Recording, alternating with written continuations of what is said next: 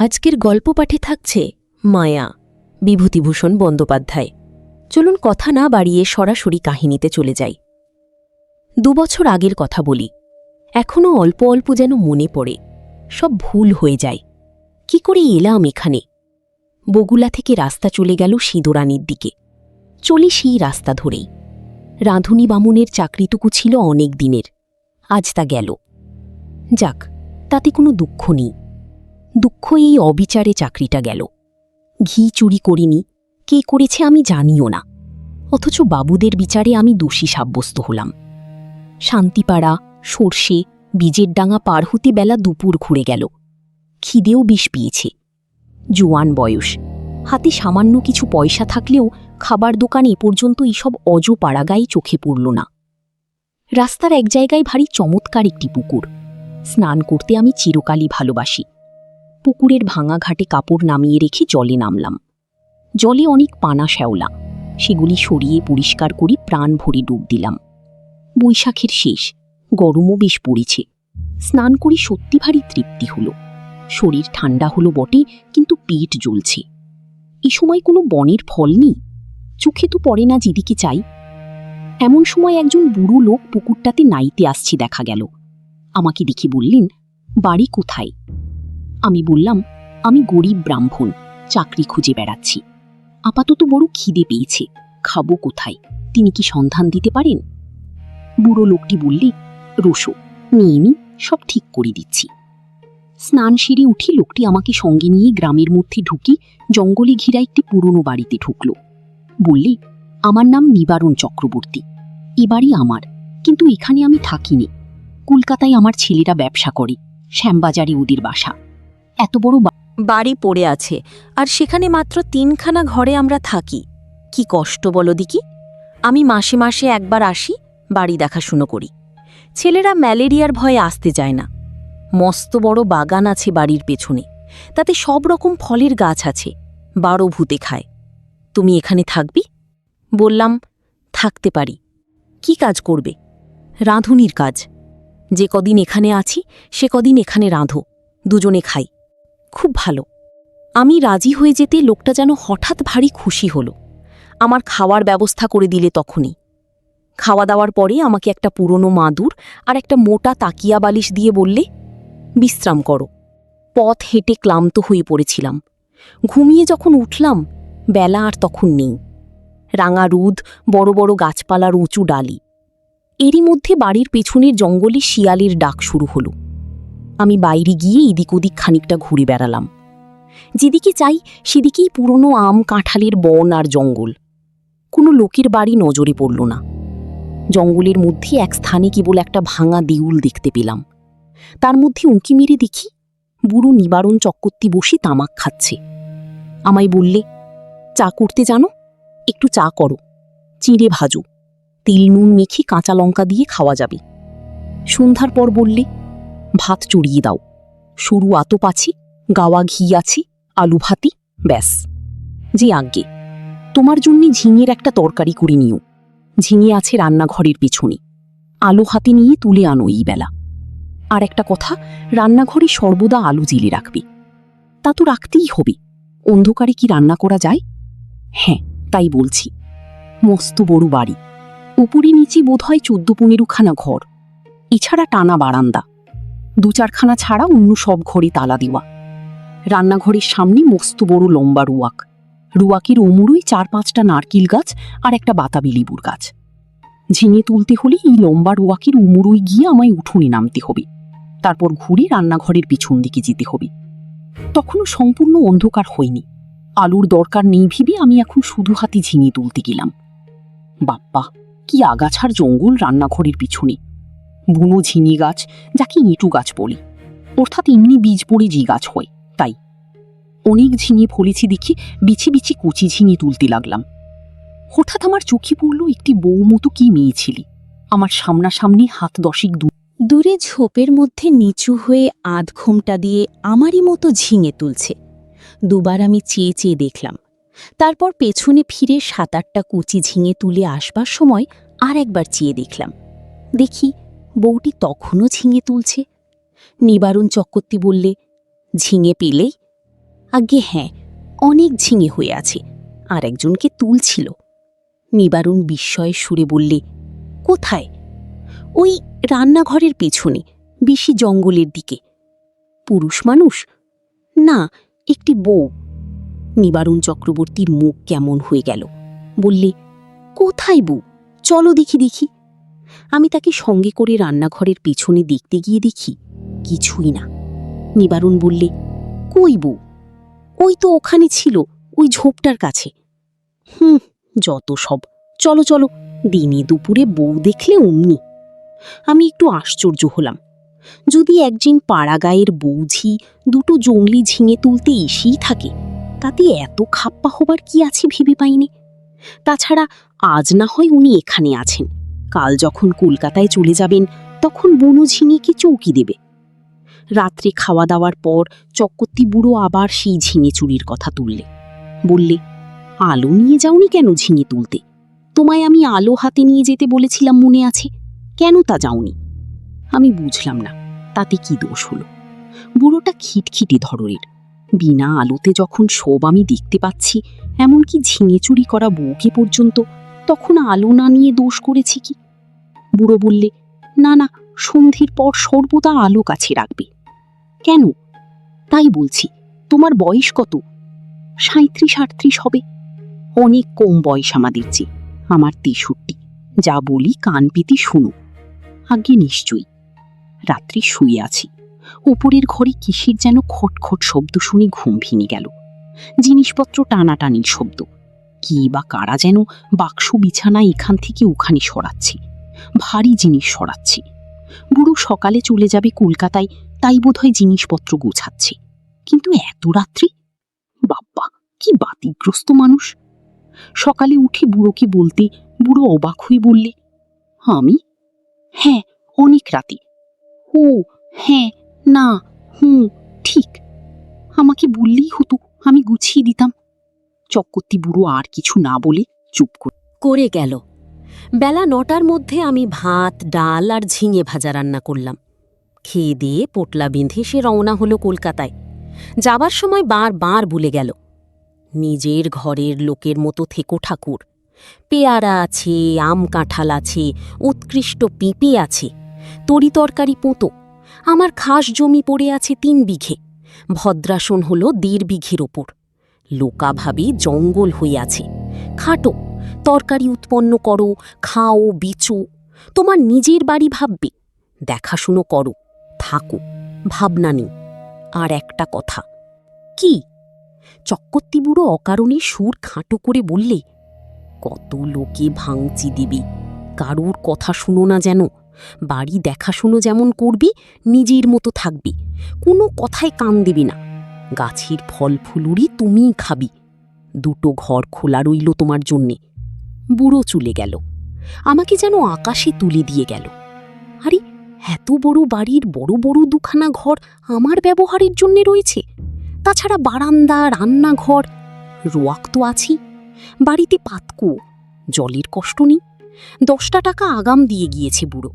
প্রায় আধমনেকটাক সরু আতপ চালও আছে। গাছ ভরা আম কাঁঠাল। এ যেন ভগবানের দান আকাশ থেকে পড়ল হঠাৎ।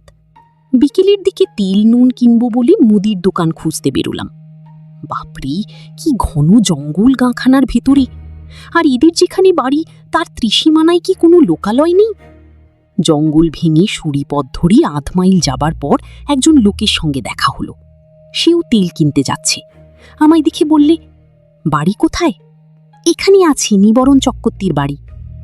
নিবরণ চক্রবর্তীর? কেন? দেখাশুনো করি, কাল এসেছি। ও বাড়িতে থাকতে পারবে না। কেন? এই বলে দিলাম, দেখে নিও।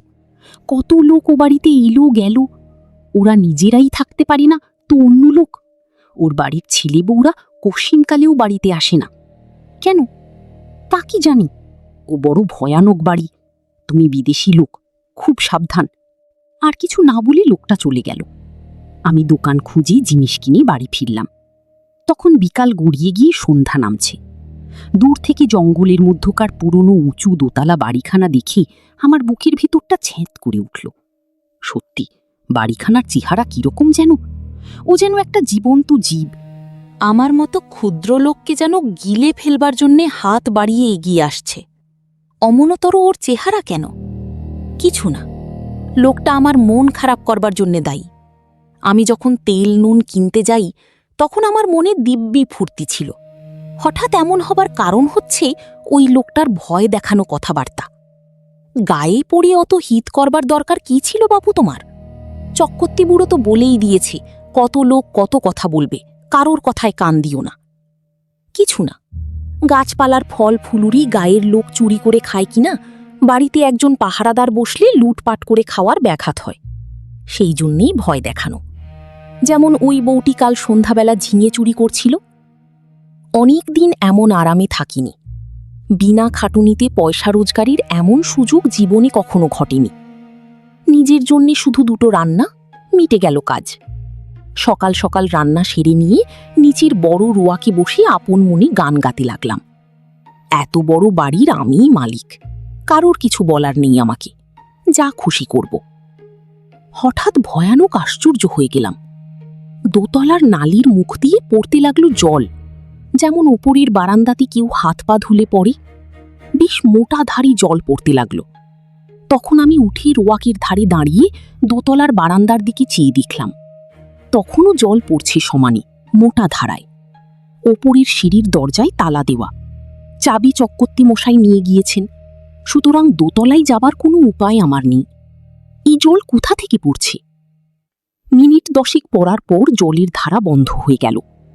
আমার মনে হলো চক্কর্তি মশাই বোধহয় কোনো কলসি বা ঘড়ায় জল রেখে গিয়েছিল ওপরে বারান্দাতে। সেই কলসি কিভাবে উল্টে পড়ে গিয়ে থাকবে? নিশ্চয়ই তাই, তাছাড়া জল আসবে কোথা থেকে? একটু পরে গিয়ে শুয়ে পড়লাম। আলো নিভিয়ে শুয়ে পড়বার সঙ্গে সঙ্গে আমার চোখে ঘুম জড়িয়ে এলো। অনেক রাত্রি একবার ঘুম ভেঙে গেল। জানলা দিয়ে সুন্দর জ্যোৎস্না এসে পড়েছে বিছানায়। কি একটা ফুলের গন্ধও আসছে, বেশ সুবাস ফুলের। কি ফুল? ঘুমের ঘুরেই ভাবছি কোনো সুগন্ধওয়ালা ফুল তো বাড়ির কাছাকাছি দেখিনি। তড়াক করে লাফিয়ে উঠলাম। ও কি, জানলার সামনে দিয়ে একটা বউ চলে গেল রোয়াক বেয়ে। হ্যাঁ, স্পষ্ট দেখেছি, ভুল হবার নয়। আমি তখনই উঠে দরজা খুলে রোয়াকে গিয়ে দাঁড়ালাম। রোয়াকে গিয়ে দাঁড়াতে দুটো জিনিস আমার কাছে স্পষ্ট হলো। প্রথম, সেই ফুলের সুবাসটা অনেকখানি কম। ওই বউটি যেন এই সুবাস ছড়িয়ে গেল এতক্ষণ। না, এ কোনো ফুলের সুবাস নয়। কিসের সুবাস তা আমার মাথায় আসছে না। কেমন একরকম যেন লাগছে, একরকম নিশার মতো। কেন আমি বাইরে এসেছি? ও, কি একটি বউ রোয়াক বেয়ে খানিক আগে চলে গিয়েছিল, সেই ছড়িয়ে গিয়েছে এই তীব্র সুবাস। কিন্তু কোনো দিকে নেই তো সে, গেল কোথায়? সে রাত্রি সেই পর্যন্ত। কিছুক্ষণ পরে ঘরে এসে শুয়ে ঘুমিয়ে পড়লাম। সকালে উঠে মনে হলো সব স্বপ্ন। মনটা বেশ হালকা হয়ে গেল। কাজকর্মে ভালো করে মন দিলাম। বন জঙ্গল কেটে কিভাবে তরিতরকারির আবাদ করব সেই আলোচনা করতে লাগলাম মনের মধ্যে। একটা অসুবিধে এখানে থাকবার, বড় নির্জনে থাকতে হয়। কাছাকাছি যদি একঘর লোকও থাকতো তবে এত কষ্ট হতো না। কথা বলবার একটা লোকও নেই, এই হলো মহা কষ্ট। সেদিন দুপুরে এক ঘটনা ঘটল। আমি ভাত নামিয়ে হাঁড়ি রাখতে যাচ্ছি, এমন সময় দোতলার বারান্দাতে অনেক লোক যেন একসঙ্গে হেসে উঠল। সে কি ভীষণ অট্টহাসি! আমার গা যেন দোল দিয়ে উঠল সে হাসি শুনে। খিলফিল করে হাসি নয়, খল খল করে হাসি। আকাশ বাতাস থমথমিয়ে উঠল সে হাসির শব্দে। ভাত ফেলে রেখে দৌড়ে গেলাম। রোয়াকে গিয়ে উপরের দিকে দেখি, কিছুই না। দরজা যেমন বন্ধ, উপরের ঘরের সারবন্দি জানলা তেমনই বন্ধ। হাসির লোহর তখন থেমে নিশ্চুপ হয়ে গিয়েছে। ব্যাপার কি? কোনো বদমাইশ লোকের দল উপরে আড্ডা বেঁধেছে। উপরের সিঁড়ির মুখে গিয়ে দেখি দরজাতে তেমনই কুলুপ ঝুলছে। আমার ভয় হয়নি, কেননা দিনমান, চারিদিকে সূর্যের আলো। এ সময় মনের মধ্যে কোনো ভূতের সংস্কার থাকে না। এই হাসি যদি আমি রাত্রে শুনতাম তবে বোধহয় ভয়ে অজ্ঞান হয়ে যেতাম। চাবি দিয়ে দাঁত খুলতে হতো। রান্নাঘরে ফিরে এসে ভাতের ফ্যান গিলে ঝিঙের তরকারি চাপিয়ে দিই। প্রচুর ঝিঙে জঙ্গলে ফুলেছে, যত ইচ্ছে তুলে নিয়ে যাও। আমারই বাড়ি, আমারই ঝিঙে লতা। মালিক হওয়ার যে একটা মাদকতা আছে তা কাল থেকে বুঝছি। আমার মতো গরিব মানুষের জীবনে এমন জিনিস এই প্রথম। কান পেতে রইলাম ওপরের ঘরের কোনো শব্দ আসে কিনা শুনতে। ছুঁচ পড়বার শব্দও পেলাম না। খেয়ে দিয়ে নিজের মনে বিছানায় গিয়ে শুয়ে ঘুমিয়ে পড়েছি। ঘুমের ঘোরে শুনছি যেমন কোনো বিয়ে বাড়িতে ঘর ভর্তি লোকের মধ্যে ঘুমিয়ে পড়লে লোকজনের গলার শব্দ ঘুমের মধ্যে পাওয়া যায়। হয়তো সবটাই মনের ভুল, মনের সেই যে ভাব হয়েছিল হাসি শুনে তারই ফলে। এরপর 9 দিন আর কোনো কিছু ঘটেনি। মানুষের মনের অভ্যাস, অপ্রীতিকর জিনিসগুলো তাড়াতাড়ি দিব্যি ভুলে যেতে চায়, পারেও ভুলে যেতে। আমি নিজের মনকে বোঝালুম ওসব কিছু না, কি শুনতে কি শুনেছি, বউ দেখা চোখের ভুল, হাসি শোনাও কানের ভুল, সব ভুল। এই কদিনে আমার শরীর বেশ সেরে উঠল। খাই দাই আর শুধু ঘুমোই, কাজকর্ম কিছু নেই। কেমন একরকম কুড়েমি পেয়ে বসেছে আমাকে।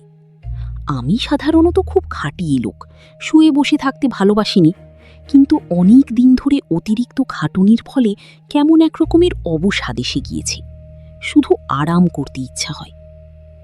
9 দিনের দিন বিকেলে মনে হলো রান্নাঘরের পিছনে সেই ঝিঙে জঙ্গলটা কেটে একটু পরিষ্কার করি। ঝিঙের লতাগুলো বাঁচিয়ে অবশ্য। ওখানে মানের চারা পুঁতব।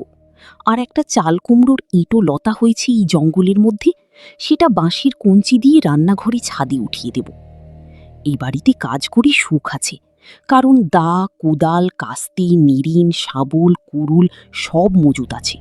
ঘরের কোণে একটা হাত কোদাল স্তক। অল্পক্ষণ মাত্র কাজ করেছি, 8 ঘন্টাও হবে না। হঠাৎ দেখি সেই বউটি ঝিঙে তুলতে এসেছে। নিচু হয়ে ঝোপের মধ্যে ঝিঙে তুলছে। সঙ্গে সঙ্গে দোতলার ঘরগুলোর মধ্যে এক মহা কলরব উপস্থিত হল। অনেকগুলো লোক, আন্দাজজন 50 একসঙ্গে যেন হুই হুই করে উঠল। সব দরজা জানলা যেন একটা ঝাপটা লেগে একসঙ্গে খুলে গেল। বন কাটা ফেলে আমি ওপর দিকে চেয়ে দেখলাম। সামনে রোয়াকে এসে দাঁড়ালাম। কই, একটা জানলা দরজার কপাটও খুলিনি দুতলার, যেমন তেমনই আছে। ব্যাপার কি, বাড়িটার মৃগী রোগ আছে নাকি? মাঝে মাঝে একটা বিকট চিৎকার উঠে কেন? এসব তো ভুল হবার কোনো কথা নয়। সম্পূর্ণ সুস্থ মনে কাজ করতে করতে এই চিৎকার আমি শুনেছি একমাত্র। এখন আবার চারদিক নিস্তব্ধ, কোনো দিকে কোনো শব্দ নেই। সেই বউটি আবার ঝিঙে তুলতে এসেছে এই গোলমালের মধ্যে। দৌড়ে গেলাম রান্নাঘরের পেছনে, সেখানেও কেউ নেই। সেদিন রাত্রে এক ঘটনা ঘটল, ভারী মজার ব্যাপার বটে।